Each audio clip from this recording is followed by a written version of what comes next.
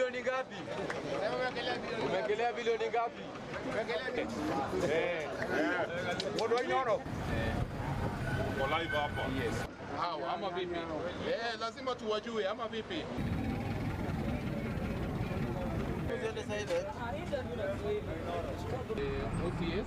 Officer in charge. Na mimi ningeomba ya kwamba rais aweze kuchukulia sheria wale wafanyakazi wake ambao wanafanya kazi kinyume na sheria.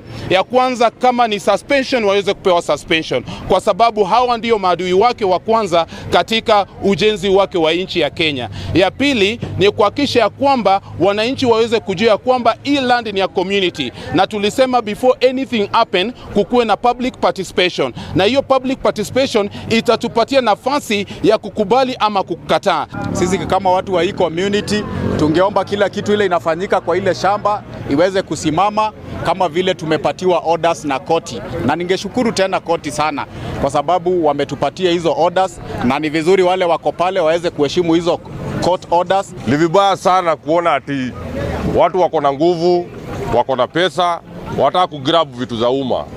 Hii kiwanja ni yetu, hiyo shamba yote, hiyo 144 acres, hiyo ni community land. Tumezaliwa hapo, watoto wetu sisi wenyewe tunachezea mpira hapo, vitu mingi sana zinafanyikia hapo, so tunataka tuhusishwe hata sisi wenyewe.